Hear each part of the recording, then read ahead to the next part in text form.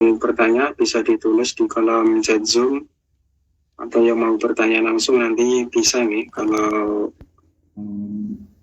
sesi pertanyaan kalau masih ada waktu. Ibu Roifatul Janah niku bune kula, Mas. Nggih. Nggih, matur suwun. Saged diajari Mbak Winasih mungkin lewat WA nopo telepon. Ternyata mikrofonnya nggih. Belum, yang di niku belum diaktifkan.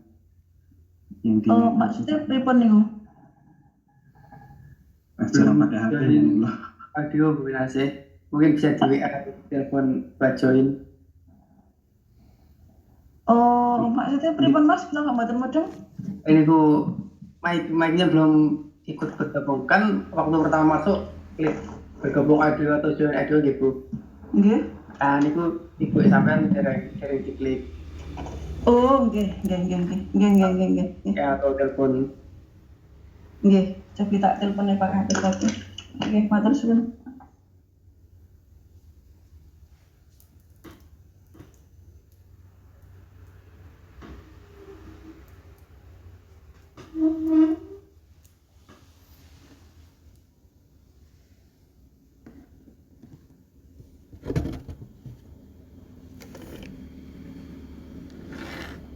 Ya, Ustadz belum bergabung ya. Banyak yang dari Indonesia nih.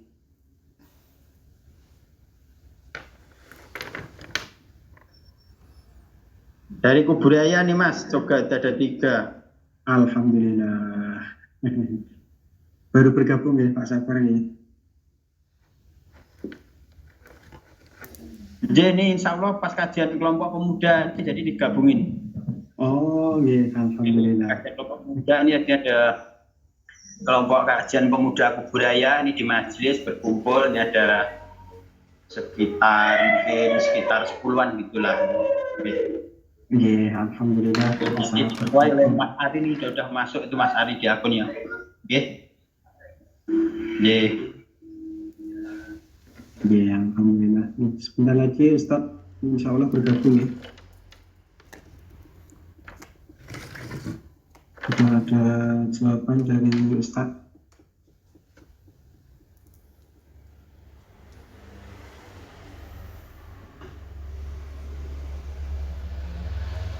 Waalaikumsalam. Ya, bagus dulu. Iya, insya Allah siap. Sampun yang dari Indonesia gitu. Apa ya? Iya, insya Allah siap. Iya, monggo.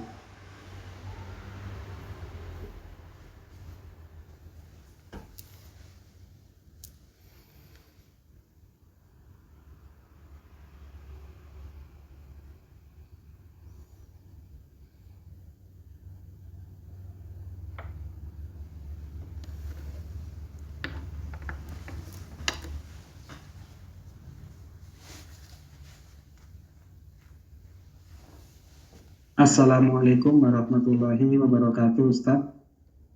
Mikrofonnya belum diaktifkan, Ustadz.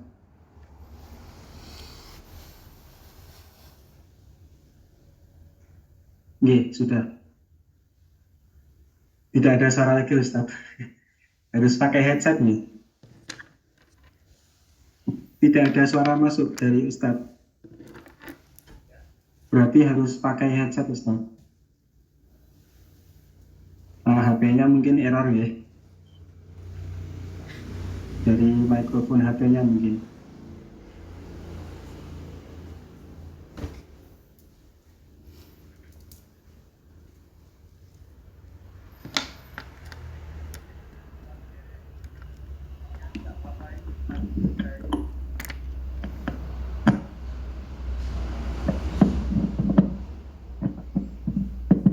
Suara Ustadz.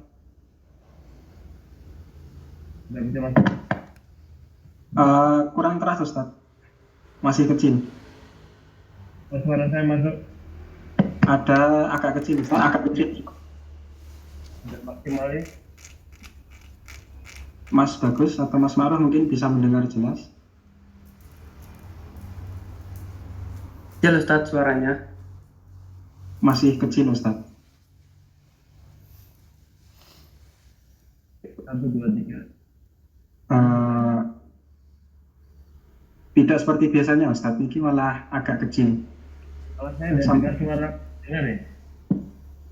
Tidak mendengar Ustaz. Mungkin colokan headsetnya Ustaz. Sudah pas nih?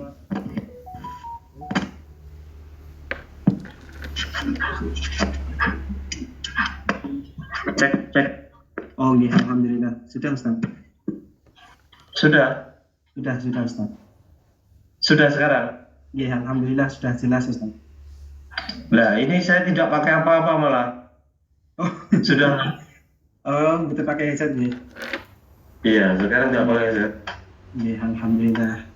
Oke, izin melaporkan yang tergabung sebelum dimulai Ustaz. Iya. Ada 23 saudara, yang dari Korea ada 6, yang dari Jepang ada 2, Taiwan 1 saudari, Hong Kong 2, Finlandia 1, Qatar 1, dan lainnya dari Indonesia.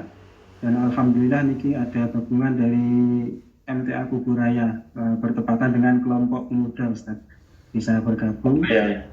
Dan ada izin dari Mas Kholis yang di Jepang terlambat, baru perjalanan pulang ke rumah, mungkin dari luar.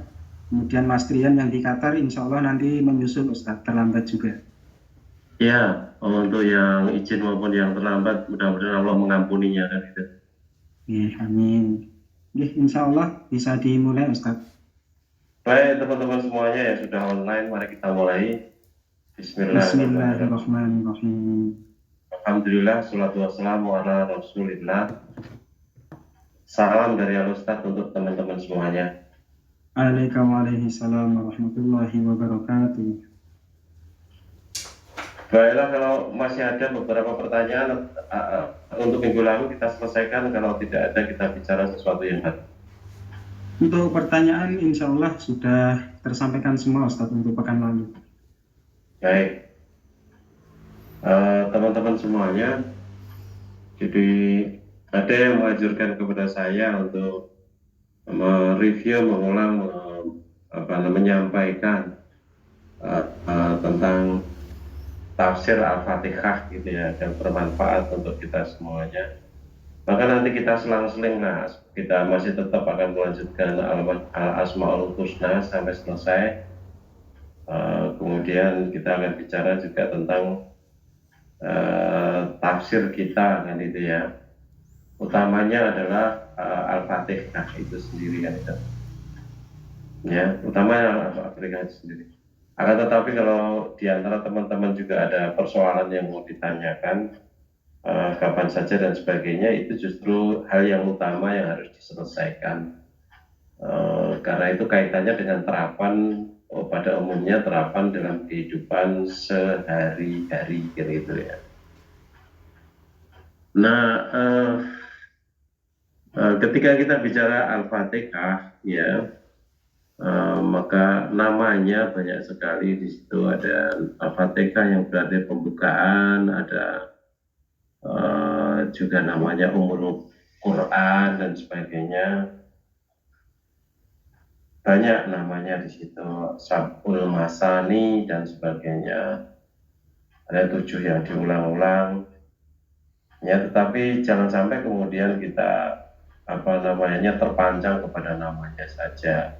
Bahkan tersihir oleh namanya sebagai pembukaan Al-Fatihah, maka kemudian setiap acara selalu dibuka dengan Al-Fatihah. Tidak harus seperti itu.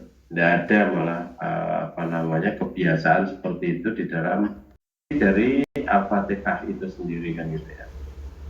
Nah, kalau Rasul sendiri di dalam sebuah hadis qudsi itu menyatakan bahwa Allah itu membagi sholat itu menjadi 2. Ya, maksudnya di situ membagi sholat qasam tu sholat gitu ya, itu menjadi 2 ya. Aku membagi sholat itu menjadi 2. Itu maksudnya yang dimaksud as-sholah situ adalah Al-Fatihah itu sendiri juga. Jadi nama lain dari Al-Fatihah itu juga as-sholah dan itu. Maka jangan terkejut kalau sholat itu maksudnya juga Al-Fatihah itu sendiri, dan bahkan inti daripada kita itu juga Al-Fatihah itu sendiri. Nah, intinya pokok dari Al-Fatihah itu sendiri kan gitu ya. Ya, tentu saja di situ intinya adalah penghambaan kita kepada Allah. Iyyaka na'budu wa a'udzubillahi minasyaitonir rajim. Iyyaka na'budu wa iyyaka nasta'in. Intinya itu ke sana. Ya, jadi jangan sampai keliru gitu loh, bahwa kita sebagai makhluk Allah itu sebagai hamba, sedangkan Allah sebagai khalik itu ya adalah sebagai pemilik kita, owner kita, ya, pencipta kita, kan itu. Sehingga sebagai Allah sebagai pencipta kita, sebagai pemilik kita, sebagai pelindung kita, sebagai pengayom kita, sebagai penunjuk jalan untuk kita masing-masing. Allah juga yang memberikan kasih sayang kepada kita, Allah juga yang memberikan rezeki kepada kita, Allah juga yang memberikan kesehatan kepada kita. Apa saja yang kita butuhkan itu diberikan oleh Allah kepada kita tanpa kita harus minta. Ya, maka mestinya kita menyadari betul bahwa kita itu betul-betul amat sangat tergantung kepada Allah, dan memang dibimbing untuk itu. Iyyaka na'budu wa iyyaka nasta'in, hanya kepadamu ya Allah kami menghambakan diri, menyembah, dan hanya kepadamu ya Allah kami minta pertolongan. Dan itu. Jadi sebelum kita minta pertolongan kepada Allah, Allah sudah memberikan kelimpahan anugerah yang luar biasa kepada kita semuanya. Ya, maka tentu saja sadar atau tidak sadar itu harus dibalas dengan penghambaan kita kepada Allah. Karena kita sebelum kita mengenal Allah, sebelum kita diciptakan oleh Allah, Allah itu sudah menjadi penguasa jagat raya, pemilik jagat raya. Kita hanya menjadi bagian kecil dari jagat raya ini, yang tentu saja tidak ada apa-apanya di hadapan Allah gitu. Ya, sekali lagi sering saya sampaikan bahwa bumi kita yang berisi sekitar 7 miliar manusia ini, bumi kita yang berisi sekitar 7 miliar manusia ini, salah satu manusia ini adalah kita ini gitu ya. Ya, itu hanya satu di antara 8 planet yang mengitari matahari, ya, sebagai solar system itu. Ya, dulu memang dibagi menjadi 9, ada 9 planet, tetapi kemudian Pluto itu dikeluarkan dari planet karena memang sifat-sifatnya tidak seperti planet-planet yang lain. Dia merupakan kesimpulannya, dia merupakan objek dari angkasa luar yang kemudian tertangkap oleh gravitasi matahari. Ya, kemudian mereka mengikuti matahari sampai sekarang ini. Prinsipnya mirip dengan kalau kita pernah memelihara merpati kita banyak, katakanlah ada 10 merpati ya, kemudian merpati itu sering kita terbangkan ke angkasa sana. Nah, nanti pulangnya jadi 11, pulangnya jadi 12, dapat kantilan. Nah, seperti itulah kira-kira Pluto itu kantil solar system itu sendiri kan itu. Nah, sedang matahari itu satu di antara ratusan miliar bintang yang ada di galaksi Bima Sakti. Jadi galaksi yang tempat matahari berada itu adalah galaksi Bima Sakti, dan matahari itu hanya satu di antara ratusan miliar ya bintang yang ada di galaksi Bima Sakti itu sendiri gitu loh. Sedangkan galaksi Bima Sakti itu juga satu di antara ratusan miliar galaksi yang ada di jagat raya, yang masing-masing ya terdiri dari ratusan miliar lagi bintang-bintang, dan masing-masing bintang itu juga punya planet-planet sendiri. Salah satu di antara bintang itu adalah matahari kita kan itu. Nah, maha luasnya kan itu, kita bisa mengatakan Masya Allah, luar biasa. Allah sebagai Al-Wasyid itu luas sekali ya, kekuasaannya luas sekali, kehebatannya luas sekali, apa yang sudah diciptakan dan sebagainya amat sangat luar biasa kan itu ya. Nah, kita itu hanya bisa bagian kecil dari ekosistem yang seperti itu tadi, yang sudah diciptakan oleh Allah. Jadi kita sama Allah itu tidak ada apa-apanya sama sekali. bahkan ibarat sebutir pasir dibandingkan dengan pasir yang ada di padang Sahara, itu pun kita belum bernilai seperti itu. Pasir masih harus dipecah-pecah lagi menjadi kecil lagi kalau mau dibandingkan dengan Allah, tidak ada apa-apanya. Ya, maka tidak layak bagi kita semuanya sebagai hamba Allah itu kemudian kita bermalas-malasan atau ngeyel atau justru malah berkhianat kepada Allah, sama sekali tidak punya. Ya hanya karena kebodohan manusia saja mereka kemudian ingkar kepada Allah, atau juga karena memang dia sudah terlanjur mencintai sesuatu yang lain selain Allah, maka kemudian kepada Allah ya. Jadi ya, kita itu tidak lebih berharga, kita itu di hadapan Allah tidak lebih berharga daripada sebutir pasir di tengah padang Sahara, sama sekali tidak ada nilainya sama sekali. Ya, bahkan seluruh manusia itu bersatu, 7 miliar lebih manusia itu bersatu, kemudian mereka semuanya ingkar kepada Allah. Ya, itu tidak akan mengurangi keperkasaan Allah, kewibawaan Allah, kehebatan Allah sama sekali. Dan kalau kita mengingkari Allah, tidak ada yang lebih hebat daripada Allah di jagat raya itu. Kalau kita mengingkari Allah, ya kita sendiri yang rugi gitu loh. Kita sebagai hambanya karena kasih sayang Allah, kita itu dibimbing oleh Allah supaya ya selamat kehidupan kita yang kekal nanti di akhirat itu, supaya selamat. Tidak ada yang lain-lain, hanya itu saja. Karena hakikatnya hidup di dunia ini laibun walahun kan itu. Ya, jadi hanya permainan dan sendaguro saja, tidak ada nilainya sama sekali di hadapan Allah sebenarnya ini. Kehidupan kita di dunia ini, baru kehidupan kita ini diberi nilai oleh Allah kalau betul-betul kita manfaatkan potensi yang kita miliki itu sesuai dengan kehendak Allah. Kalau tidak sesuai dengan kehendak Allah, artinya sesuai dengan hawa nafsu kita atau sesuai dengan kehendak yang lain selain Allah gitu ya. Maka artinya dalam konteks itu kita mengingkari Allah. Kita ini siapa kok berani-beraninya mengingkari Allah gitu. Anak lurah ora, anak camat ora, apa meneh anak bupati, apa meneh anak presiden, pejabat ya ora, wong sugih ya ora. Wis melarate kemaki, wis melarate sombong. Ya namanya pejabat sombong saja nanti didelebke masuk neraka.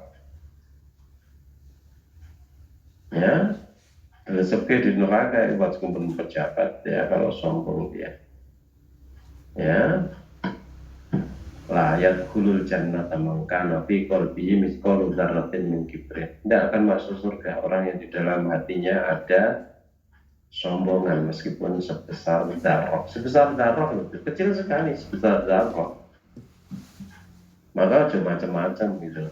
PNS jadi pimpinan, kemudian sombong, berbuat bupati, jadi Pak Presiden sewenang-wenang, ya, jadi ketua kelompok, ketua cabang, perwakilan, ketua pusat atau apapun, itu tidak ada apa-apanya, sewenang-wenang karena kesombongannya dan sebagainya, tidak ada apa-apanya di depan. Oh sudah pasti itu dimasukkan neraka. Rasul sudah ngendiko, layat kulul jannata mangkana fi qalbihi mithqalu dzarratin kibrin. Tidak akan masuk surga. Sekali lagi Rasulullah sudah mengatakan tidak akan masuk surga ya, orang yang di dalam hatinya sombong meskipun sebesar dzarrah. Nah, ketika Allah membimbing kita, mengarahkan kita untuk menghambakan diri kepada Allah, artinya untuk menyadari bahwa titel kita itu, pangkat kita itu di hadapan Allah itu hanya seperti budak, hamba, budak. Bahkan ketika sholat itu kita dipaksa untuk mencium tanah di hadapan Allah itu, supaya kita tidak sombong, supaya kita menyadari bahwa diri kita itu betul-betul lemah, diri kita itu rendah, diri kita itu di hadapan Allah tidak ada apa-apanya sama sekali gitu loh.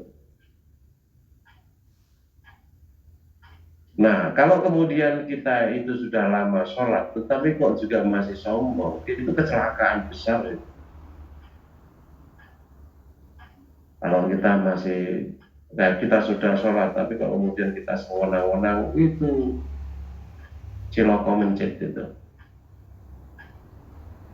Ya, apalagi kok sewenang-wenang, apalagi kok sombong. Dulu pernah saya sampaikan bahwa kalau sampai kita itu merendahkan, meremehkan, mengejek saudara kita yang lain sesama orang-orang beriman, itu sebenarnya di dalam hati kita itu sudah tidak ada iman sama sekali.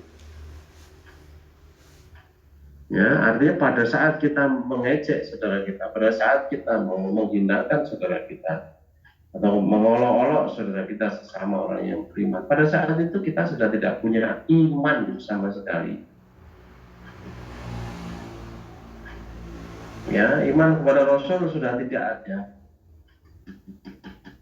Ya, tidak ada sama sekali karena Rasul melarang yang seperti itu.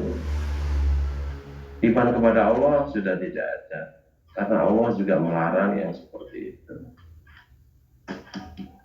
Qurannya jelas gitu ya, di surat Hujurat ayat yang ke-11 gitu ya, dilarang yang seperti itu, saling mengejek, saling mengolok dan sebagainya. Nah, kalau iman kepada Allah sudah tidak ada, firman Allah, ya, Quran itu adalah firman Allah, iman kepada Quran sudah tidak ada juga. Karena Quran itu yang menyampaikan adalah melalui malaikat Jibril, ya sudah tidak ada lagi iman kepada malaikat orang seperti itu. Jadi iman kepada Rasul sudah tidak ada, iman kepada Allah sudah tidak ada, iman kepada malaikat sudah tidak ada, iman kepada kitab juga sudah tidak ada. Ya, nah iman kepada hari kiamat bagaimana juga sudah tidak ada, karena kalau memang dia itu sesuai seperti apa yang diolok-olokkan, Rasul sudah mengingatkan kepada kita, kalau ada aib saudara kita, kita dihasung untuk menutup aib saudara kita. Maka aibnya akan ditutup oleh Allah di dunia wal akhirah, gitu loh. Ya. Nah, kalau kemudian dia justru malah mengolok-olok saudaranya, mungkin karena kekurangannya dan sebagainya tadi, berarti dia sudah tidak beriman kepada hari akhir. Bagaimana iman kepada takdir? Ya dia sudah tidak beriman kepada takdir. Kenapa kok tidak beriman pada takdir? Iya, karena kalau dia itu memang punya aib, punya kekurangan umpamanya. Kekurangan dia itu kan takdir Allah. Kalau kita mengolok-olok dia, mengejek dia, menghinakan dia, kita berarti menghinakan takdir Allah. Tidak iman kepada takdir. Ya. Maka kita perlu hati-hati ya dalam kehidupan sehari-hari. Rambu-rambu sudah dipasang oleh Rasulullah dengan jelas. Ya, bahwa siapapun kita, kalau orang-orang yang beriman itu, ya konsekuensi logis dari orang-orang yang beriman kepada Allah dan Rasulnya itu harus konsisten untuk beramal soleh, menghindari amal soleh. Kalau kita menjadi orang munafik, ya monggo terserah, sudah dijanjikan oleh Allah fidarkil asfali minan nar, orang yang seperti itu. Kalau kita mau menjadi orang kafir, terserah. Seluruh amal orang kafir itu sudah tidak akan dinilai lagi oleh Allah, tidak menyediakan timbangan bagi orang-orang yang seperti itu kan. Ya, tidak disediakan timbangan bagi orang kafir. Yang ditimbang adalah timbangan amal orang beriman ini. Nah, kalau kemudian ternyata kita berharap sebagai orang beriman, kok ternyata kita masuk kolom yang seperti itu, munafik seperti itu, kan jelas banget. Alhamdulillah. Ya, maka jual murah harga diri kita terhadap Allah, maka Allah akan memberi dengan harga yang tinggi. Ya, tetapi kalau kemudian kita menjual mahal kepada seruan-seruan Allah, maka justru Allah akan menghinakan kita, akan membeli kita dengan harga yang rendah. Ya, Artinya betul-betul di dalam sholat itu kita, di dalam Al-Fatihah itu kita betul-betul dididik oleh Allah, dibina oleh Allah, diarahkan oleh Allah gitu ya.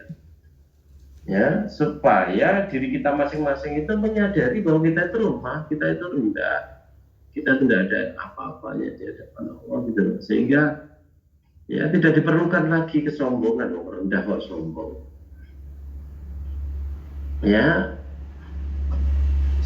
menjadi sesuatu yang aneh, menjadi sesuatu yang mustahil sama sekali sebenarnya. Kalau kemudian orang yang melarat kok sombong tentang harta di hadapan orang yang kaya raya. Kita itu orang fakir. Allah lah yang al-ghina, itu adalah Allah. Allah lah yang maha kaya raya, tidak membutuhkan apapun dari jagat raya ini. Sedang kita itu sidik-sidik butuh Allah, sidik-sidik butuh Allah. Kalau kita menyadari ini, kita yang membutuhkan Allah, Allah tidak butuh kita. Ya, sama sekali itu. Nah, kesadaran itulah yang harus betul-betul senantiasa disegarkan di dalam kehidupan kita sehari-hari.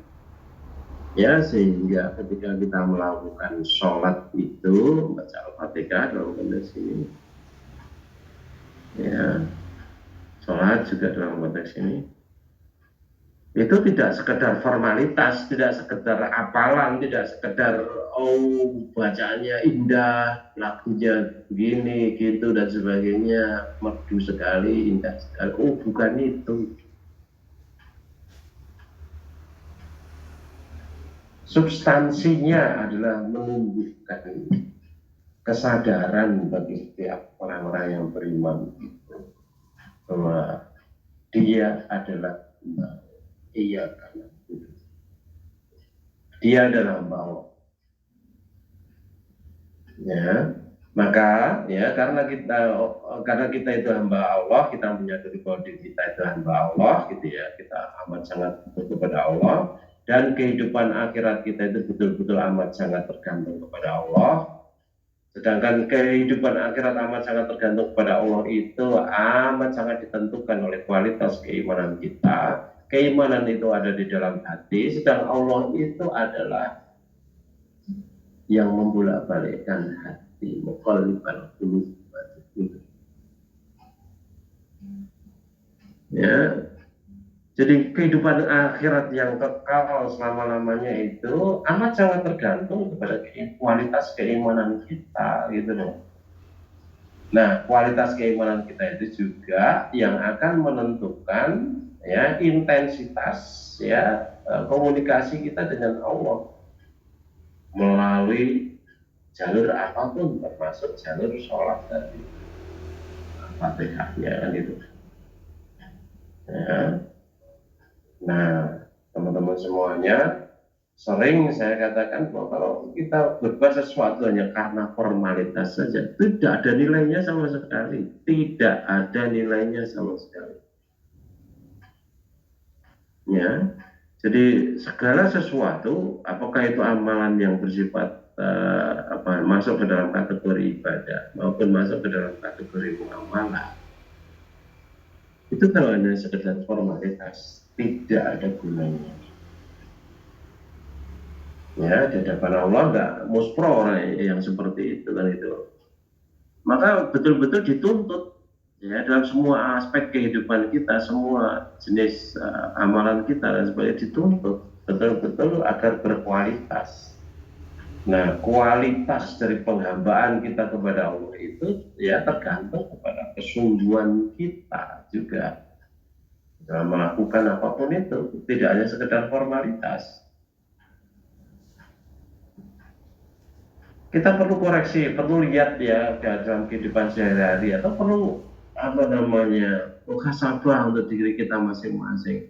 Apakah betul ketika saya kirim salam kepada saudara saya itu hanya sekedar formalitas, atau betul-betul saya itu mendoakan, berharap keselamatan, berharap kesejahteraan, berharap saudara saya itu masuk surga.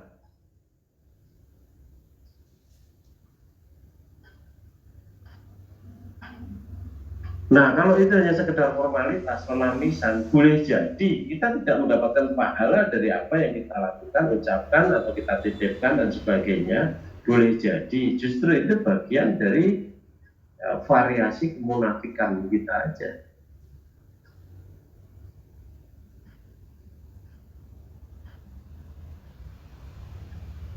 Formalitas, namun betul.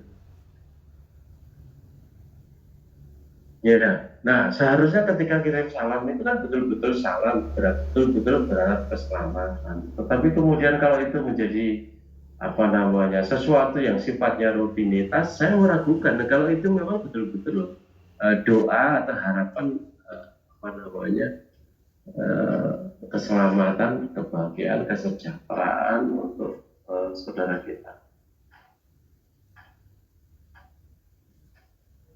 Ya, maka perbaiki. Artinya betul-betul kita harus menyadari betul bahwa kita itu hamba Allah. Maka karena sebagai hamba Allah, gitu ya, kita yang paling rendah, gitu ya, kita harus bertanggung jawab terhadap semua aspek kehidupan kita, semua amal kita, tutur kata kita kepada bos kita, yakni Allah sebagai pemilik kita.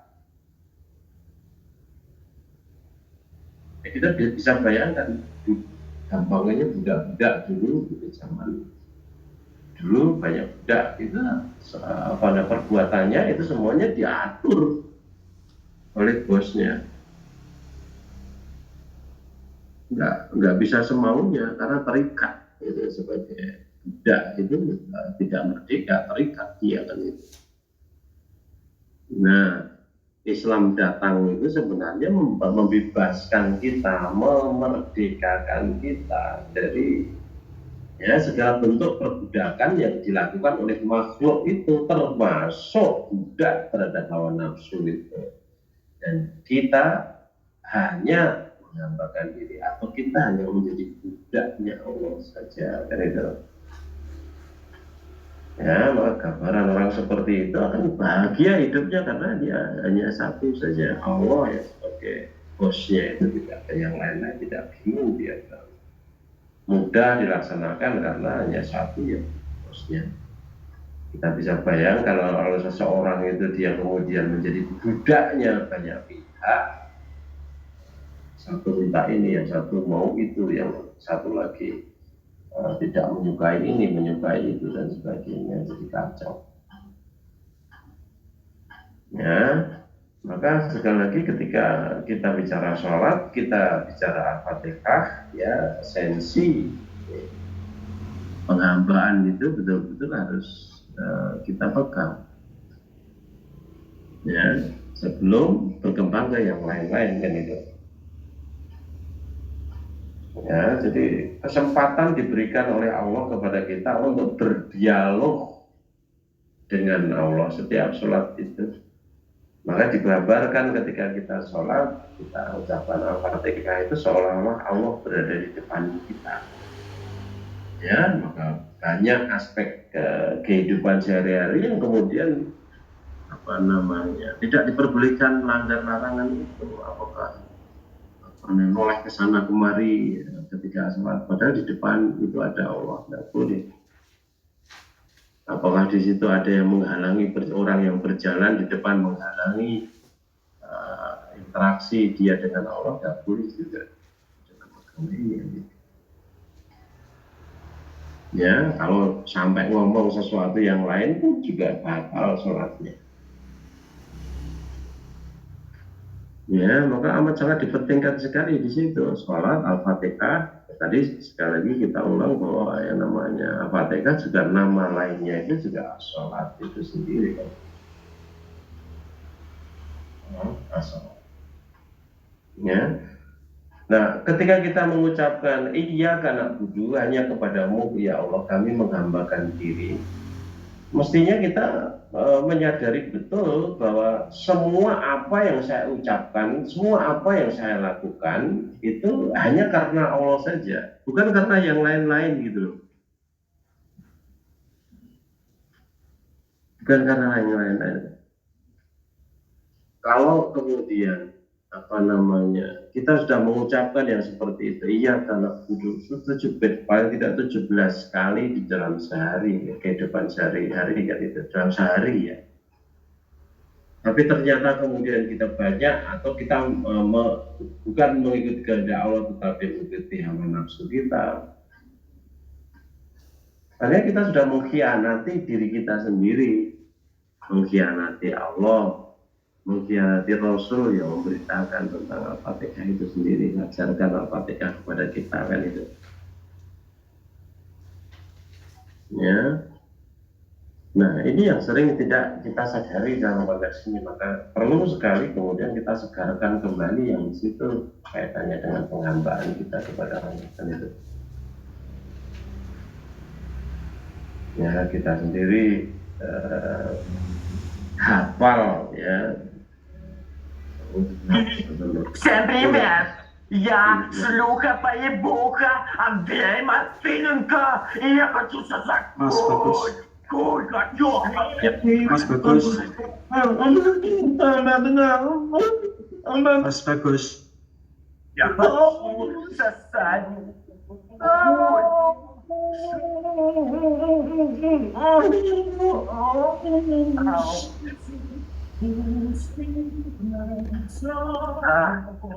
Mas bagus.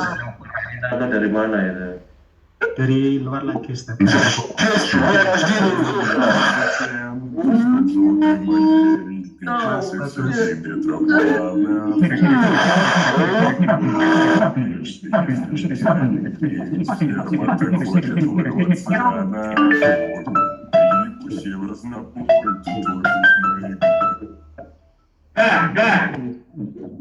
Yo, я Майнкрафтер долбоёб. Mohon maaf, Ustaz. Selesai dulu. Zoom it, Mas. About the motherfucking Porsche. Sedikit CKB.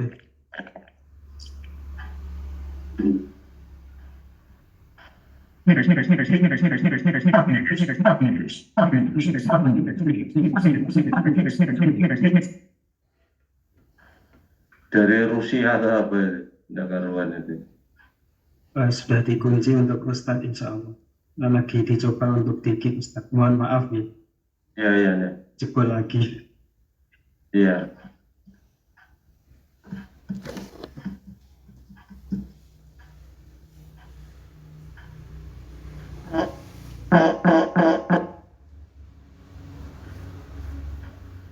SSR itu.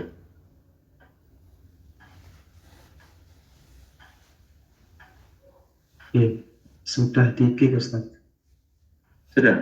Sudah, Ustaz. Baik, kita lanjutkan. Sampai mana tadi?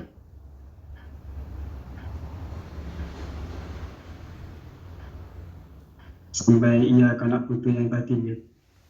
Iya, panjang tadi. Jadi kalau kita sudah berikrar bahwa kita ini adalah hamba Allah, hanya mengabdikan diri kepada Allah. Ya, tetapi kok ternyata kemudian dalam kehidupan sehari-hari kita mengikuti hawa nafsu kita, gitu ya, bukan karena Allah, itu sudah parah itu kan itu. Artinya kita sudah mengarah kepada penuhanan terhadap hawa nafsu gitu loh. Nah, wujudnya apa sebenarnya menuhankan hawa nafsu? Ya banyak sekali, ngomong carcor sakleme itu juga sudah menuhankan hawa nafsu, boleh jadi sudah menuhankan hawa nafsu yang seperti itu. Kemudian mangan juga tidak peduli halal haram dan sebagainya, itu juga sudah bisa menuhankan hawa nafsu gitu. Nggak ada pertimbangan sama sekali, yang utama adalah halal haramnya, itu bisa termasuk juga menuhankan hawa nafsu. Ya banyak bentuk ya yang merupakan bagian dari penuhanan hawa nafsu itu sendiri kan. Ya, mencari uang tidak peduli halal haram itu juga bisa termasuk dalam kelompok menuhankan hawa nafsu. Nafsunya amat sangat besar sekali, hawa keinginan nafsunya amat sangat besar sekali untuk menumpuk harta sehingga tidak peduli halal haram tadi, karena cintanya kepada dunia, harta dunia amat sangat luar biasa, lebih dia cintai daripada Allah kan itu. Ya, kalau seseorang itu memang betul-betul mencintai Allah, maka ketika mencari harta pun selalu berada di atas rambu halal haram. Ketika seseorang itu mencintai Allah, maka ketika dia makan minum pun selalu berada di lampu halal haram. Ya, yang menjadi pertimbangan utama itu bukan enaknya, yang menjadi pertimbangan utama itu bukan gratisnya, yang menjadi pertimbangan utama itu bukan karena nyamannya, tapi yang menjadi pertimbangan utama itu adalah halalnya. Itu yang menenteramkan hati orang beriman itu seperti itu. Nah, kalau orang katanya orang beriman sudah dapat makanan halal tetapi tidak enak, kok risau? Harusnya tidak risau. Kok tidak nyaman? Harusnya tidak seperti itu. Yang namanya orang beriman harusnya betul-betul yang jadi pertimbangan utama itu adalah Allah, kecintaannya kepada Allah, maka sudah cukup dengan hal itu meskipun mungkin tidak enak. Tidak enak itu nomor 2, pertimbangan berikutnya saja. Enak tidak enak itu. Tapi utamanya adalah hal-hal. Ya, begitu juga ketika mencari harta, mengelola harta, ketika bergaul dengan sesama teman, di kelompoknya atau di kampungnya atau dimanapun, semua pergaulannya itu juga diwarnai oleh penghambaan dirinya kepada Allah. Iyyaka na'budu wa iyyaka nasta'in. Rasulullah sudah memberikan gambaran kepada kita semuanya bahwa sama orang beriman itu bagaikan satu tubuh. Katanya satu tubuh, kok satu mencubit terhadap yang lain, satu melukai terhadap yang lain, satu menusuk, menohok terhadap yang lain, itu tidak satu tubuh namanya. Ya, maka perlu kita koreksi, kita cek kembali pernyataan kita iyyaka na'budu wa iyyaka nasta'in itu sudah betul-betul kita aplikasikan dalam kehidupan sehari-hari atau belum kan itu. Ya. Jadi surga itu luar biasa hebatnya, luar biasa nikmatnya, kekal selama-lamanya. Apa saja yang kita minta akan diberikan oleh Allah. Tidak ada penderitaan sama sekali, tidak ada kekecewaan sama sekali, tidak ada rasa takut sama sekali. Ya, sunatullah sudah tidak berlaku lagi di surga nanti. Apapun yang kita inginkan akan diberikan oleh Allah, apapun yang tidak kita sukai, katakan gitu, ya tidak akan menghalangi kita di situ, tidak akan muncul di situ sama sekali, tidak gitu loh. Penuh kebahagiaan, apa saja yang kita inginkan kita minta diberikan oleh Allah, kekal selama-lamanya. Maka untuk kenikmatan yang amat sangat luar biasa tadi harus kita bayar dengan harga yang mahal juga.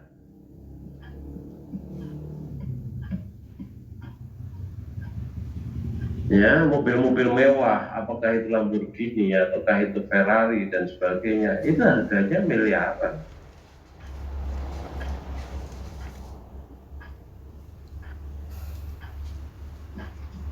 Harus dibayar mahal untuk bisa menikmati berbagai fasilitas yang ada di Lamborghini kan itu. Nah, begitu juga surga. Ya, yang penuh kenikmatan itu harus dibayar dengan mahal. Mahalnya apa? Mahalnya adalah kesungguhan kita di dalam menafkahkan harta dan jiwa kita di jalan Allah sebagai bukti dari keimanan kita kan gitu. Katanya orang beriman, kok kemudian aras-arasan untuk beramal soleh. Katanya orang beriman, kok kemudian ada kikir-kikir sedikit gitu loh. Gitu. Bukan beriman itu. Orang beriman itu dermawan dengan berbagai kekurangan mereka, tetap dermawan dia, kaya atau miskin tetap dermawan, tetap suka memberi dia. Kita bisa menyaksikan, kita bisa membaca contoh dari Rasulullah SAW yang beliau itu sebenarnya kan dari sisi harta dunia itu kan banyak sekali karena beliau itu berhak untuk mengelola 20% harta rampasan berat. Banyak itu. Ya, peperangan yang dilakukan oleh Rasulullah dan para sahabat banyak sekali, artinya harta yang dikelola banyak sekali.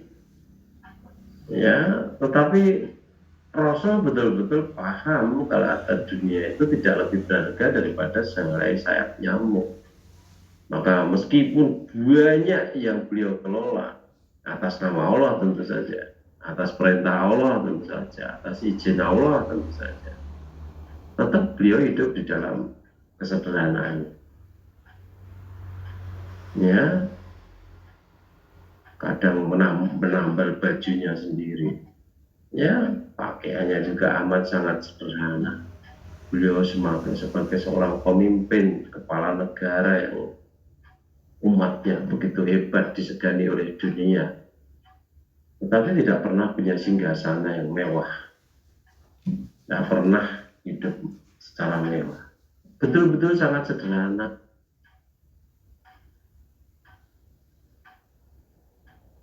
Ketika bangun tidur, ada sarapan apa ya, bertanya kepada istri beliau, ada yang kita makan, apa yang kita makan hari ini? Tidak ada ya Rasulullah, tidak punya apa-apa. Oh, kalau begitu saya puasa, kata Rasulullah. Ya, padahal ini Rasulullah itu kalau ingin makan apa saja, para sahabat itu dengan senang hati untuk menyiapkan. Merasa beruntung kalau kemudian bisa melakukan sesuatu untuk Rasulullah gitu loh. Sebagai pimpinannya. Tetapi ketika dijawab tidak punya apa-apa, tidak ada makanan untuk dimakan pagi hari itu, Rasulullah jawabnya malah mencengangkan. Luar biasa. Kalau begitu, saya puasa. Nah, begitu level orang yang dia menundukkan hawa nafsunya untuk Allah, gitu. Seperti itu, contohnya sesederhana itu, gitu loh. Tidak kemudian orang diopo-opo ngamuk roh bojone. Lah duit wingi tak keke kanggo tak kei duit akeh wingi kanggo apa terus nusu kae padahal duitnya dikai akeh kanggo bayar utang. Utangnya juga untuk kebutuhannya nenek suaminya, keluarganya dan sebagainya. Nah, kualitas kita akan menjadi seperti binatang kalau kemudian ya kita membiasakan diri untuk mengikuti hawa nafsu. Ya, nah apapun yang kita lakukan, apapun yang kita ucapkan, satu saja karena Allah. Iya karena duduk hanya kepada Allah saja. Ingat, menghambakan diri kita kepada Allah itu didefinisikan oleh Imam Ibnul Qayyim sebagai al-mahabbatu ma'al qudubi ya rubudiyah. Artinya rasa cinta yang disertai dengan ketunduk patuhan, itulah yang namanya ibadah. Artinya seluruh tutur kata kita atau perbuatan kita, apapun yang kita lakukan itu akan menjadi ibadah kalau didorong oleh rasa cinta kita kepada Allah. Kita amalkan itba Rasulullah, kan itu sesuai dengan tuntunan Rasul.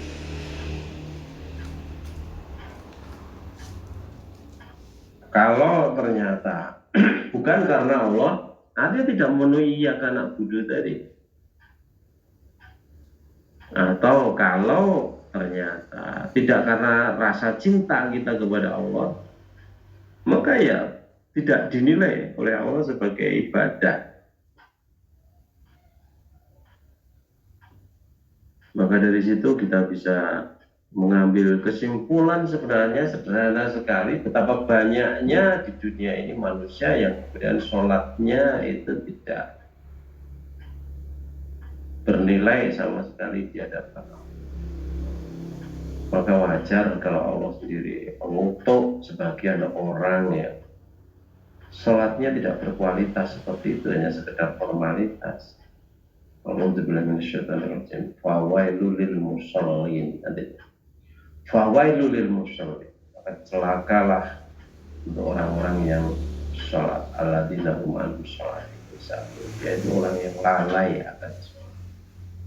lalai, karena sebenarnya sholat itu adalah untuk menyegarkan kesadarannya kembali bahwa dia adalah hamba Allah. Tetapi kemudian keras hatinya, maka meskipun sholat tidak ada nilainya di hadapan Allah sama sekali dalam konteks itu. Ya, maka jangan disia-siakan kesempatan kita melakukan sholat, kesempatan kita membaca Al-Fatihah di hadapan Allah itu. Ya, betul-betul arahkan untuk menumbuhkan kesadaran bahwa saya itu kecil, saya itu lemah, saya itu rendah, saya itu adalah hamba Allah. Dan saya bahagia menjadi hamba Allah karena selain menjadi hamba Allah, yang ada adalah hambanya Tauhid yang tentu saja sesat jalan, tidak akan selamat di akhirat nanti. Jadi meskipun status kita sebagai budak, tetap budak yang menyelamatkan, budak yang justru membahagiakan gitu. Ya, bahagia kan itu. Nah, karena Allah yang menjadi bos kita, Allah menjadi panglima kita, karena Allah yang menjadi ilah kita yang senantiasa kita sembah, bukan yang lain-lain gitu. Ya. Nah, selain menghambakan diri kepada Allah, kita termasuk menghambakan diri kepada Tauhid. Ya, maka kesadaran itu betul-betul harus senantiasa disegarkan kembali setiap saat. Maka paling tidak 5 kali sehari ya kita ya dibimbing oleh Allah melalui sholat itu gitu loh.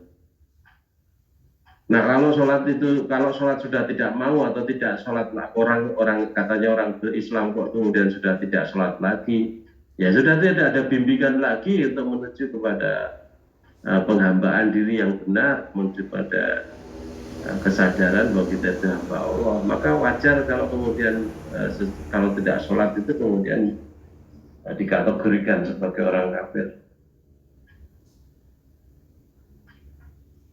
Ya, dan bahkan banyak ulama yang kemudian menilai sembelihan orang-orang seperti itu haram karena dia termasuk orang kafir gitu. Yang halal ya sembelihannya orang beriman. Katanya beriman, KTP-nya juga Islam, tapi ternyata dia tidak sholat kan gitu. Ya, maka termasuk orang kafir dalam konteks itu kan gitu. Ya.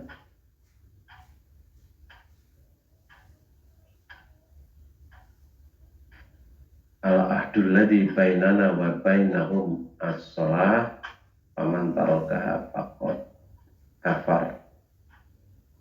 Perjanjian kami dengan mereka adalah sholat. Perjanjian antara kami dengan mereka adalah sholat. Kata Rasul, faman tarakaha, maka barang siapa yang meninggalkan sholat itu faqad kafar, maka dia sungguh telah kufur. Alhamdulillah. Ya.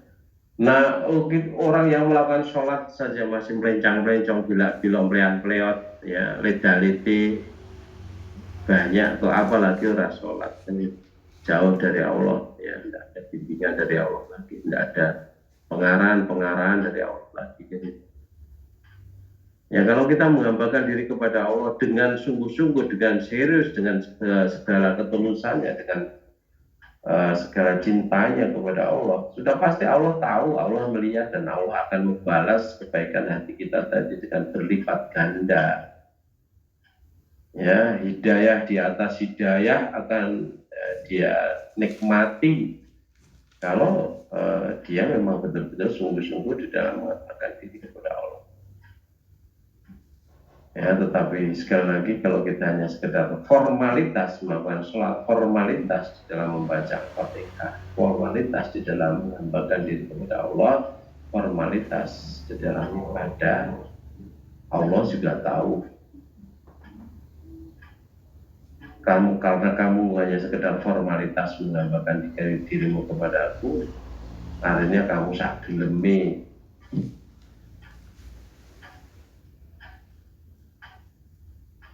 beribadah kepadaku, aku ya sak geleme membalas kamu kan itu.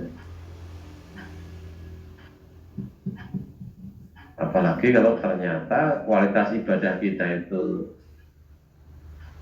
jeblok di hadapan Allah, ya bisa saja ya orang yang sholat masih sholat, tetapi dia termasuk dalam kelompok orang-orang syirik, kelompok orang-orang munafik, yang kita sendiri sudah tahu tempatnya. Nah, berikutnya di situ, wa iya kan nasta'in, dan hanya kepadamu ya Allah kami minta pertolongan. Nah, ini dituntut pembuktian. Tidak hanya sekedar ucapan, omongan, pernyataan saja. Ya, tetapi betul-betul dituntut pembuktian. Betulkah bahwa kita itu ya sudah mengamalkan ayat ini? Ya, betul-betul sudah bersandarnya hanya kepada Allah saja, tidak kepada yang lain-lain itu. Ya, tidak kepada yang lain-lain itu. Hanya kepada Allah saja. Ya, maka di dalam Islam ada konsep barok dan walak gitu.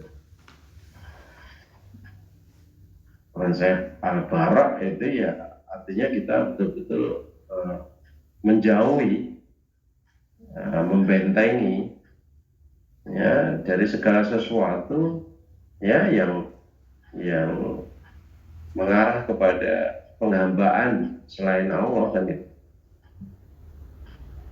kepada sesuatu yang sifatnya syirik gitu loh, kepada apapun yang sifatnya makhluk dan itu ya kita tolak semua, kita jauhi semua yang seperti itu gitu. Tidak hanya saat ini saja, tapi kapanpun gitu, dimanapun gitu ya. Kalau itu mengarah kepada penghambaan kepada selain Allah, harus kita hindari.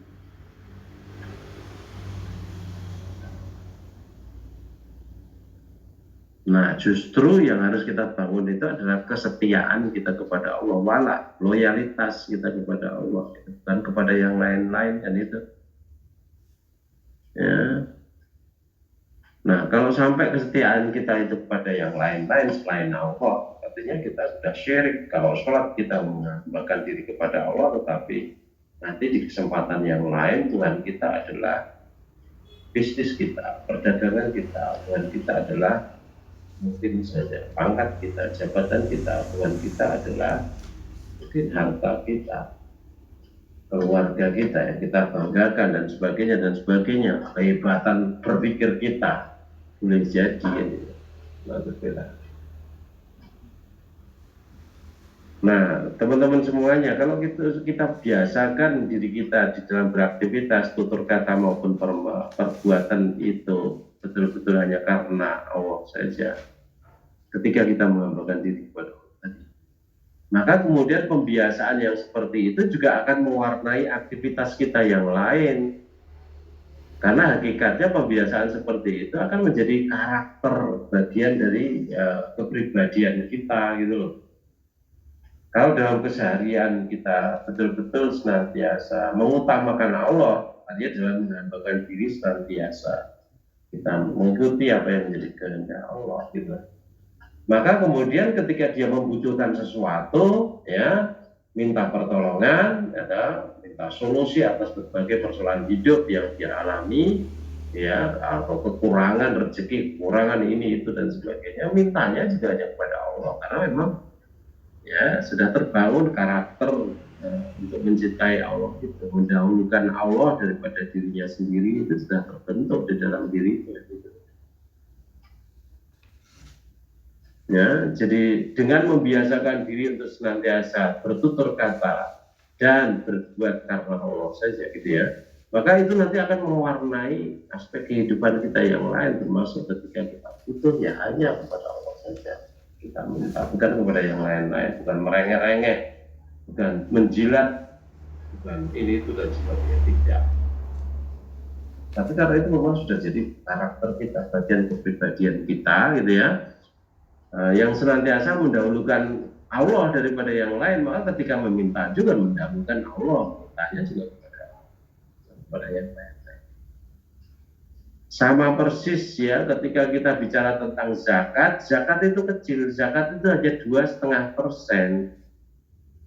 Ya, tetapi dengan mengamalkan zakat yang wajib hanya 2,5% tadi akan menjadikan yang lain, pengeluaran yang lain, pakai yang lain itu menjadi mudah.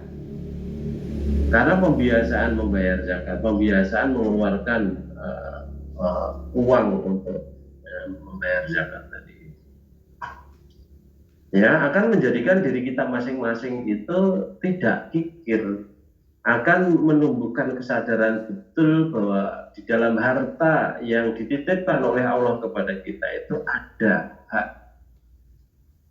dari orang lain yang membutuhkannya, termasuk ke dalam kelompok 8 asnaf atau 8 golongan itu kan gitu.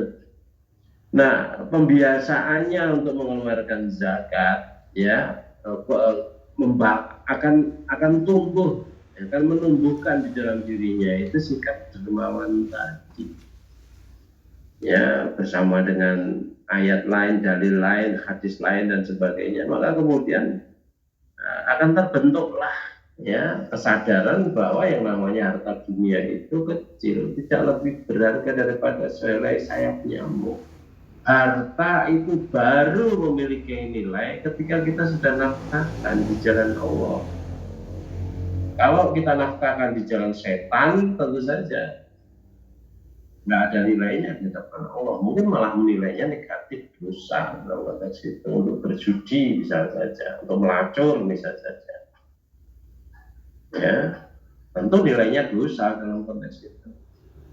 Atau untuk membayar orang supaya berbuat jahat kepada orang lain dan sebagainya, ada banyak yang seperti itu ya terjadi gitu ya. Bahkan ada orang yang profesinya itu sebagai pembunuh bayaran. Nah, orang beriman itu ya dibiasakan dengan di-trigger oleh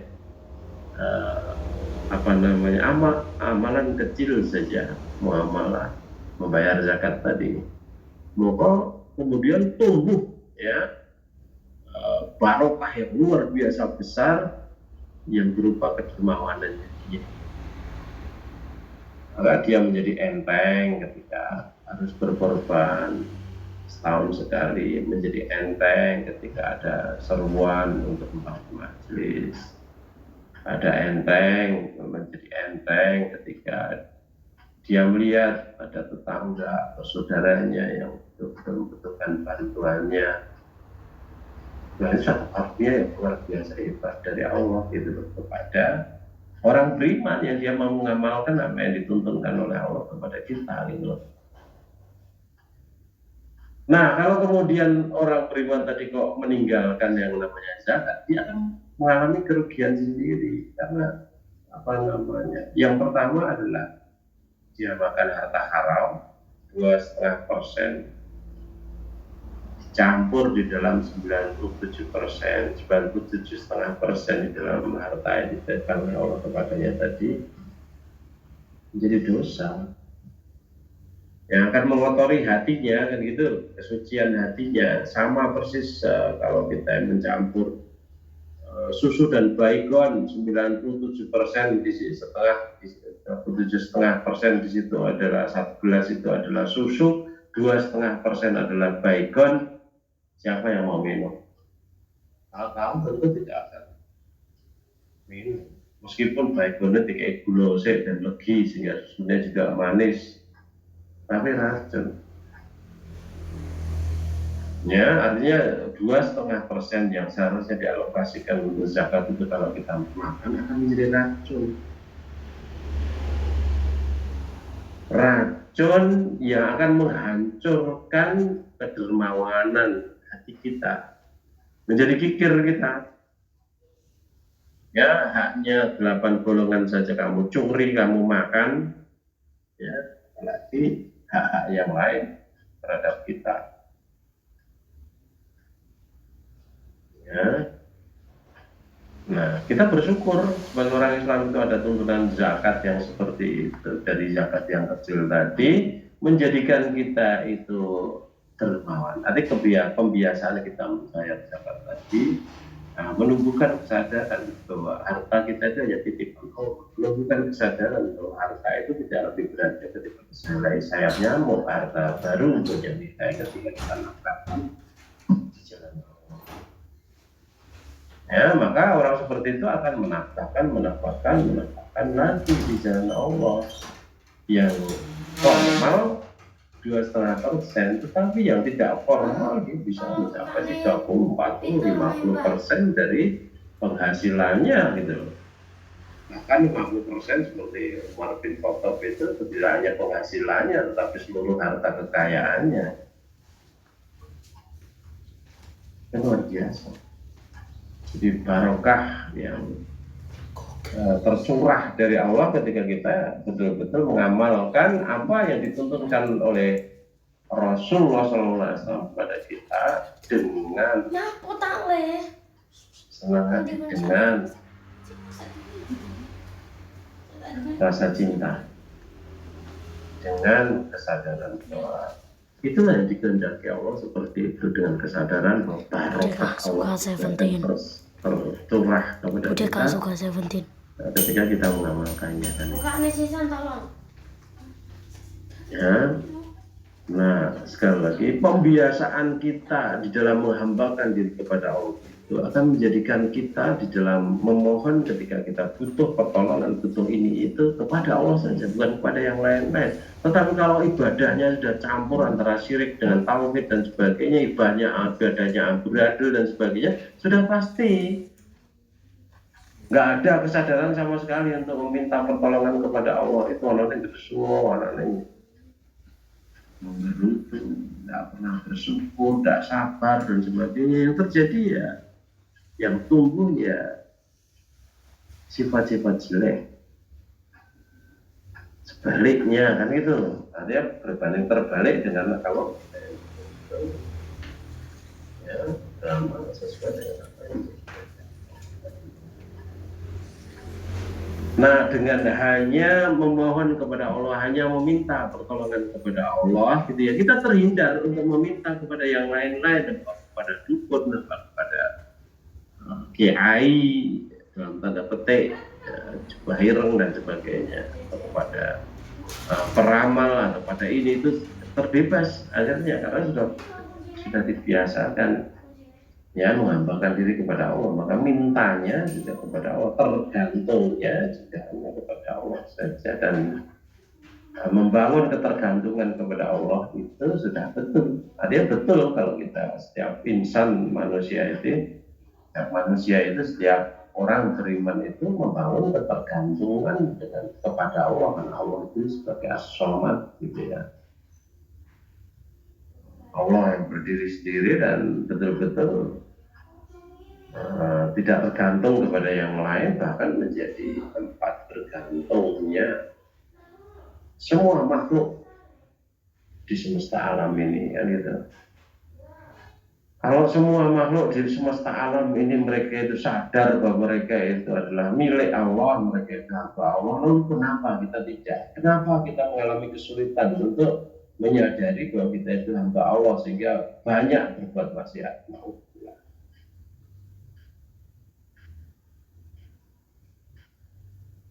Ya, maka sekali lagi gitu ya,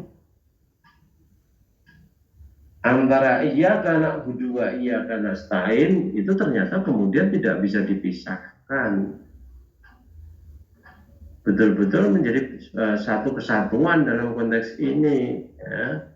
Karena orang-orang yang tidak menghambakan diri kepada Allah, dia juga tidak akan menggantungkan dirinya kepada Allah, sehingga tidak ada iya karena stainnya itu juga tidak ada. Nah, orang beriman tidak dikehendaki oleh Allah seperti itu.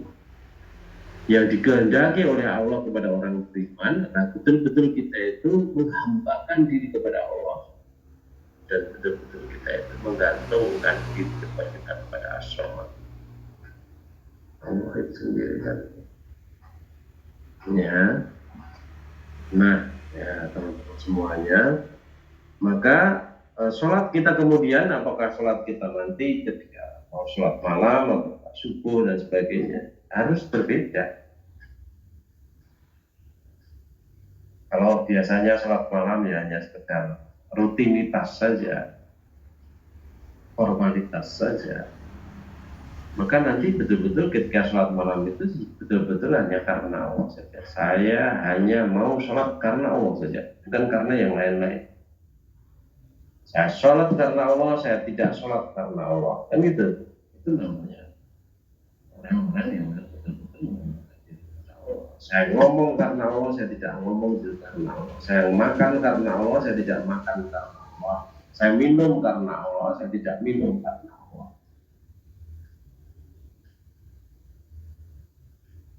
Nah, maka dengan cara seperti itu, maka kemudian ketika kita membutuhkan pertolongan, ya yang kita mintanya Allah saja, karena sudah jadi kebiasaan ya, seperti itu sudah jadi karakter bagian kepribadian kita. Gitu.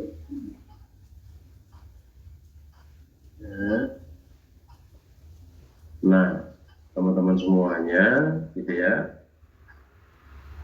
Sekarang kita sudah paham betul bahwa esensi sholat itu adalah penghambaan diri kita kepada Allah. Esensi dari Al-Fatihah itu adalah penghambaan diri kita kepada Allah.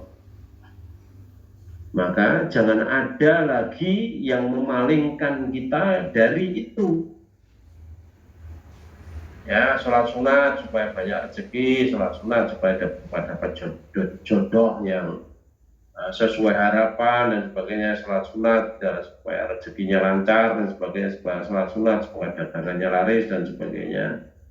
Tidak ada apa-apanya semuanya. Sholat sunat ya karena Allah, bukan karena yang lain-lain.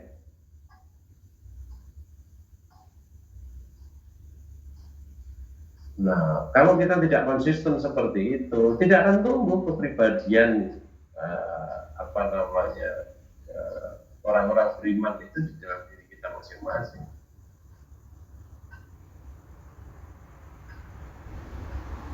Ketergantungan kita kepada Allah juga tidak akan tumbuh. Gitu.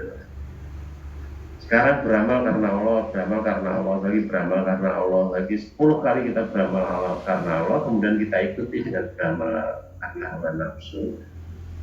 Maka amalan kita karena hawa nafsu itu sudah menghancurkan 10 kali amalan kita karena Allah. Ketika saya menjelaskan tentang Islam, Aslama yuslimu Islam yang berarti berserah diri atau tunduk patuh kepada Allah, saya sering menggambarkannya seperti orang yang menata foto. Ketika dia membangun sebuah gedung, menata bata. Ya, meskipun kita butuhkan 10.000 bata, tetapi bata itu harus ditata satu per satu. Dapat satu baris, baru dilanjutkan baris yang kedua, baru dilanjutkan baris ketiga. Menata bata satu persatu pada tempatnya itu merupakan gambaran dari ketaatan kita kepada Allah, ketunduk patuhan kita kepada Allah. Noto, jejer, merangkai amal soleh dari waktu ke waktu. Setelah selesai hari pertama, hari kedua begitu. Setelah selesai baris yang pertama, baris kedua dilanjutkan, baris ketiga dilanjutkan. Baru kemudian baris yang kelima kita tata-tatanya. Nah, menata bata ketaatan. Menata bata itu gambaran dari membangun ketaatan tadi. Tapi kalau kemudian kita dapat 5 baris, kemudian kita tendang tatanan kita tadi, tatanan bata kita tadi, bata yang kita tata tadi, maka ya hancur. Kemudian kita tata lagi dapat 10 baris, dapat 1 meter, kemudian kita dorong, ya ambruk lagi. Ya, artinya kalau kita mencampur adukkan antara yang hak dengan yang batil, jadinya batil. Artinya kalau kita itu mencampur adukan antara ketaatan dan kemaksiatan, ketaatan kita yang hancur. Maka orang beriman tidak ada pilihan lain, betul-betul harus senantiasa konsisten seumur hidup. Berapa orang beriman tidak pernah salah, tetapi orang yang beriman tidak akan segera menyadari dan bertobat kembali ke jalan Allah.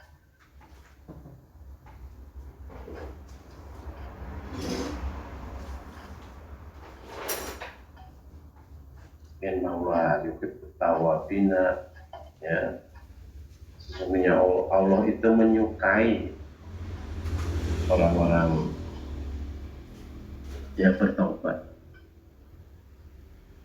Yuhibbul mutatahhirin, dan menyukai orang-orang yang mensucikan diri.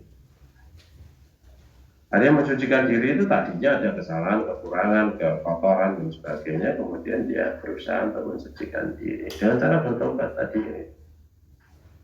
Disukai oleh Allah kan itu.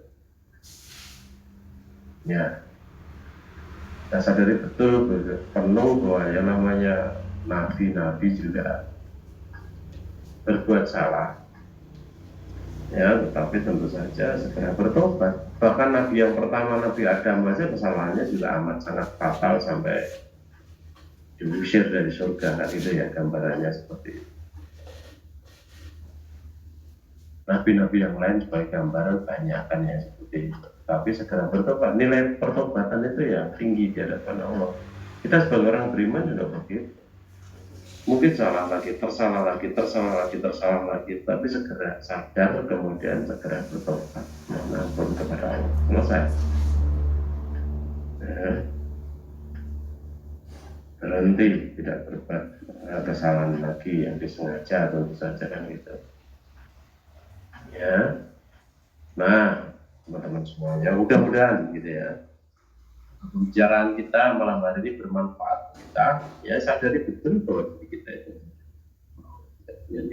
sekali betul, sadari betul bahwa harta kekayaan yang amat sangat kita cintai, kita kejar-kejar 24 jam dalam sehari, 7 hari dalam seminggu itu tidak lebih berharga daripada selai saat nyamuk, tidak berharga sama sekali sebelum betul-betul kita melakukan di jalan Allah. Maka jalan Allah itu infak fisabilillah, ya, menafkahkan harta di jalan Allah itu ya menjadi satu-satunya jalan untuk menjadikan harta kita itu memiliki nilai dalam pandangan Allah, memiliki nilai untuk keselamatan kita di akhirat nanti. Nah, itulah arahnya dari firman Allah yang mengatakan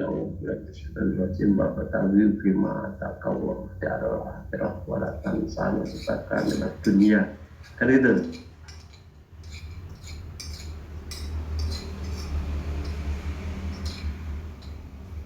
Carilah dengan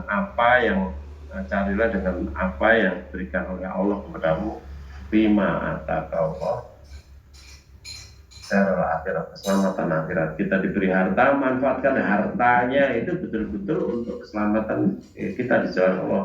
Kita keluarkan zakatnya, kita infakkan, kita sedekahkan, kita ini, itu dan sebagainya, sehingga terkumpul di situ kebaikan yang banyak. Justru sebenarnya yang penting itu adalah tumbuh kedermawanan di jalan Allah. Itu yang tidak ternilai tingginya.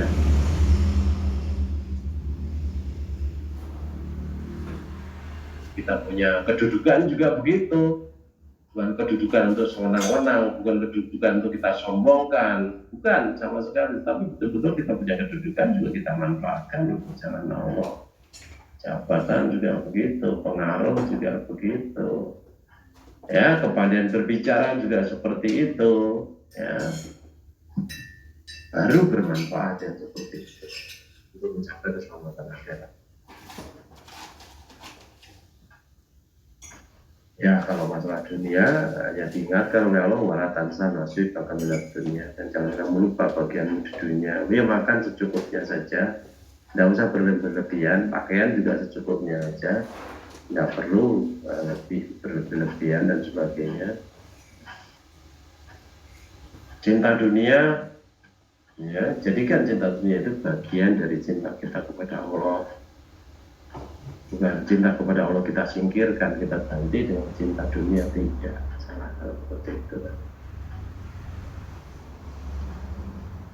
Oke, mudah-mudahan bermanfaat untuk kita. Itu aja saya kira, Mas. Kalau ada pertanyaan, monggo. Kalau ada yang mau disampaikan, monggo silakan kita bahas pertanyaan. Oke, barangkali ada yang mau bertanya secara langsung yang bergabung dalam Zoom, bisa diaktifkan voice-nya. Kalau mau bertanya secara langsung silakan.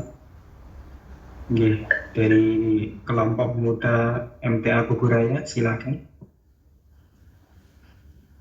diaktifkan dulu. Oke.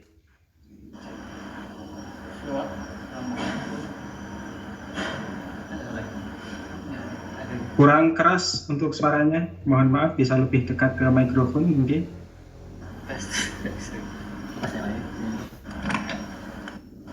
Cek. Assalamualaikum. Waalaikumsalam warahmatullahi wabarakatuh. Suara terdengar jelas, Ustaz? Iya, alhamdulillah Mas, terdengar jelas. Silakan Mas. Baik, mohon izin Ustaz, ini kami dari kelompok 2 di perwakilan Kuburaya. Ini hadir di sini 7 orang. Mungkin ada satu pertanyaan Ustaz terkait diskusi kami beberapa waktu yang lalu. Kami ada membahas tentang sholat berjamaah berkaitan dengan makmum masbuk, Ustaz. Ya. Jadi dalam brosur kita kaitannya dengan membaca Al-Fatihah, apakah dihitung sebagai satu rakaat atau tidak? Di sini ada 2 pendapat ya. Pendapat pertama mengatakan bahwa ketika mendapati ruku maka dihitung satu rakaat. Sedangkan pendapat yang kedua, kalau Al-Fatihahnya tidak terbaca maka tidak mendapatkan Fatihah, tidak mendapatkan rakaat gitu. Nah, di dalam penjelasannya dikatakan bahwa rakaatan itu bisa dimaknai ruku ketika ada qorinahnya atau penjelasannya.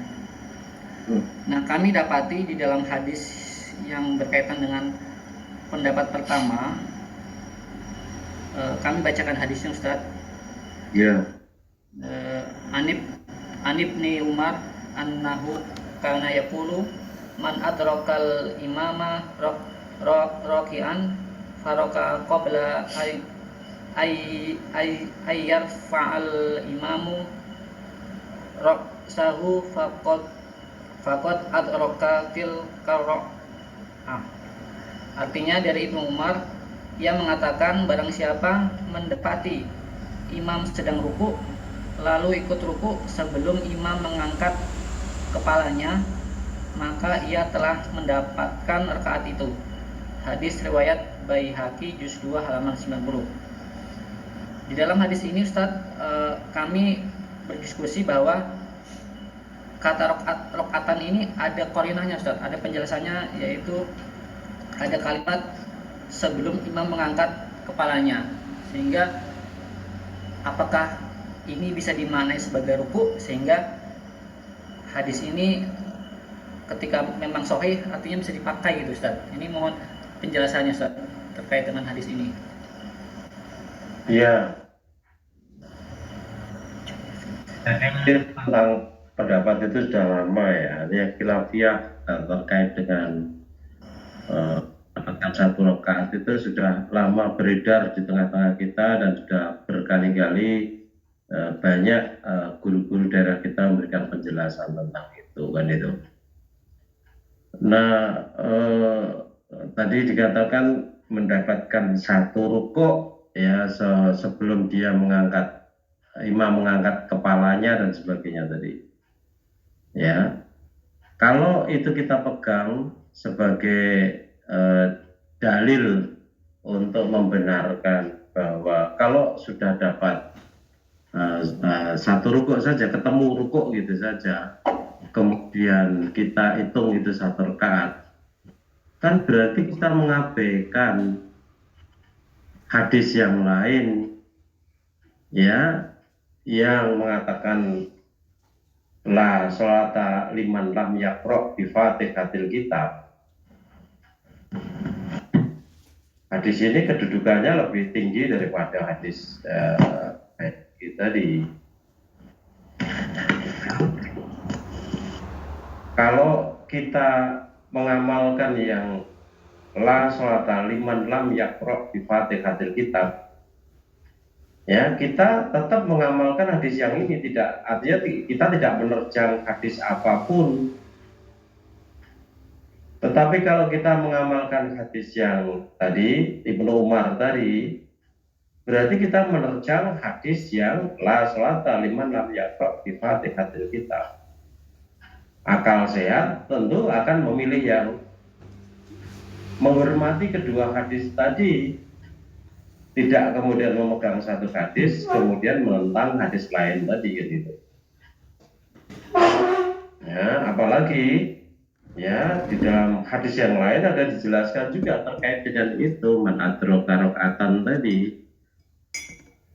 Ya, hadis yang lain man adraka rakaatan itu menjelaskan bahwa barang siapa yang mendapat satu rakaat, diterjemahkan sebagai rakaatan, tidak diserbarkan sebagai satu rukuk tadi. Nah, kemudian dia masuk, misalnya saja masuk waktu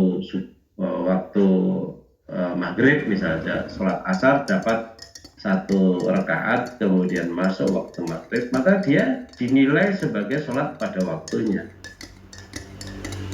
Tidak perlu mengulang lagi, sudah sempurna. Begitu juga ketika sholat dapat satu rakaat, ya, kemudian dia masuk waktu matahari terbit, maka sholatnya itu tetap dinilai pada waktunya. Bahkan saya mendengar sendiri dari Ustaz Abdullah Tufail itu dulu di Ahad pagi, Allah maghfirlahu warhamhu, ya, bahkan tidak hanya satu rakaat. Kamu sudah takbiratul ihram kemudian adzan, itu sudah dinilai sholat pada waktunya gitu loh. Ya, tetapi intinya di situ ini ada dua perbedaan. Yang satu pilihan itu menghormati dua hadis, yang satu pilihan itu dia menentang hadis la sholata liman lam yaqra bi fatihatil kitab. Pilih mana kita? Tentu selesai sebenarnya, sudah tidak ada perdebatan lagi dalam konteks itu kalau kita mau menggunakan akal sehat kita kan itu. Ada korina atau tidak ada korina, pilihannya tetap pada yang pertama tadi. Kalau yang kedua kita dapat rukuk, itu dihitung satu rakaat. Nah, bagaimana mungkin dengan hadis yang satu inilah sholat liman lam yaqra fatihah kitab. Tidak ada sholat, hanya tidak dihitung satu rakaat, karena setiap rakaat itu ada fatihah tadi. Liman lam yaqra fatihah kitab. Bagi orang yang tidak membaca Al-Fatihah kan gitu. Nah, kalau kita sebagai makmum, otomatis tugas kita tidak membaca, tugas kita adalah mendengar. Kalau makmum itu tidak mendengar bacaan dari imamnya sir atau imamnya sangat jauh dan sebagainya, bacaannya tidak sampai, ya maka dia kembali kepada perintah asal, yakni membaca tadi. Monggo silakan kalau mau dilanjut pertanyaannya kait dengan itu. Monggo silakan.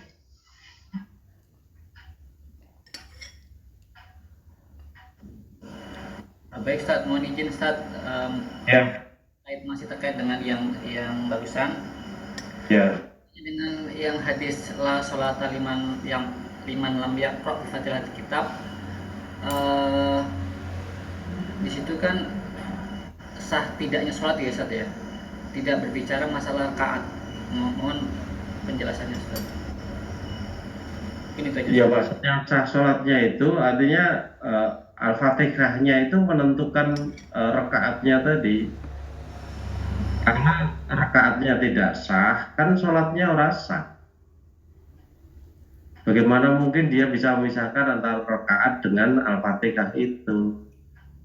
Karena Al-Fatihah itu merupakan wajib, ya, tidak ada khilafiyah. Kalau dalam konteks ini wajib untuk tiap rakaat. Hanya orang-orang yang tadi berpendapat seperti itu tadilah kemudian dia mengabaikan, tidak mendengar bacaan imam, tidak membaca Al-Fatihah sendiri, menganggap rakaat itu sah. Ya, jadi tadi Al-Fatihah tadi menentukan sah tidaknya sholat, itu maksudnya karena Al-Fatihah itu tiap-tiap rakaat dibaca, ya maka rakaat yang tidak membaca Al-Fatihah itu tidak sah. Kalau rakaat itu tidak sah, ya yang lain seluruh sholatnya tidak sah. Nah, orang yang dia itu kemudian menganggap dapat rukuk itu kemudian tanpa membaca, tanpa mendengar Al-Fatihah, dia menganggap sah. Itu kan menentang hadis ini jadinya. Ya, jadi sekalipun di situ tidak ada secara eksplisit tentang rakaat, ya, tetapi itu tadi Al-Fatihah kan dibaca setiap rakaat dan itu menjadi wajib. Kalau tidak bisa membaca, kalau tidak membaca ya mendengar. Ya, tetapi yang tadi itu dengan mengikuti hadis Ibnu Umar tadi itu tidak mendengar dan tidak membaca. Kok kemudian dinilai sah rakaat itu kan itu? Satu rakaat saja tidak sah, seluruh sholat juga tidak sah. Sholat itu kan dihitung rakaat per rakaat dan itu, maka maghrib juga harus 3 rakaat, Isya 4 rakaat. Kalau dari maghrib yang 3 rakaat itu satu saja cacat, itu ya maghribnya tidak sah.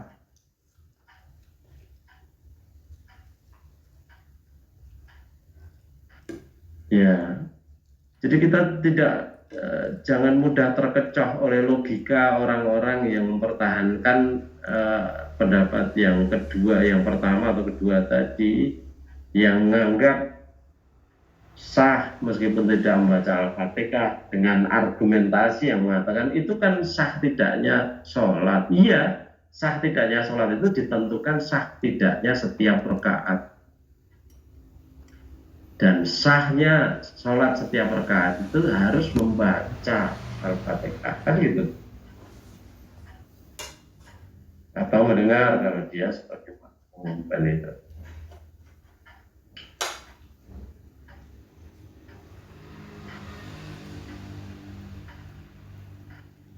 Saya khawatir gitu ya, yang kemudian dia menggunakan akalnya yang pinter tadi untuk berargumentasi, menjerumuskan orang dengan berbagai logika tadi ya. Padahal sebenarnya kan sederhana. Jadi memisahkan antara sahnya sholat dengan rakaat. Tidak bisa, sholat itu semuanya sudah diatur rakaat-rakaatnya kok. Dan Al-Fatihah itu menentukan sahnya setiap rakaat.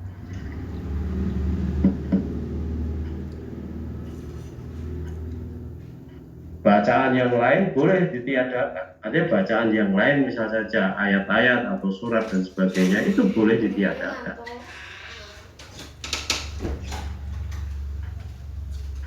Ya, tetapi Al-Fatihah tidak boleh karena itu menentukan sahnya setiap rakaat. Dan kalau ini tidak ada khilafiyah dalam konteks itu, kan itu hanya kemudian ketika bicara makmum masbuk saja kemudian orang bingung kan itu karena ada hadis itu. Harusnya kan tidak bingung, harusnya kita tidak akan memilih mengamalkan hadis itu ya, karena ya, itu berarti menerjang, mengabaikan hadis yang ini terkait dengan sholat liman lam yaqra kita sudah mengabaikan, kemudian mencari argumentasi untuk pembenaran pendapatnya tadi. Nah, sayangnya kita juga terjerumus ke situ, ikut-ikutan terjerumus.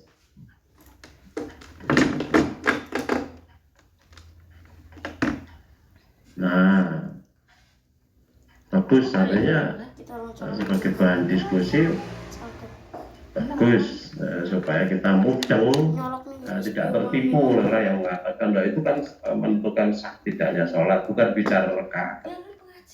Mana ada bicara sahnya sholat, kemudian tidak bicara tentang sahnya masing-masing rakaat.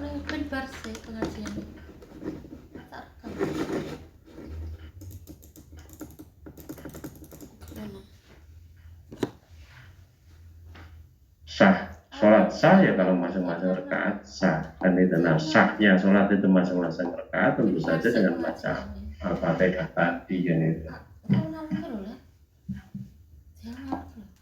Oke, teruskan, monggo silakan.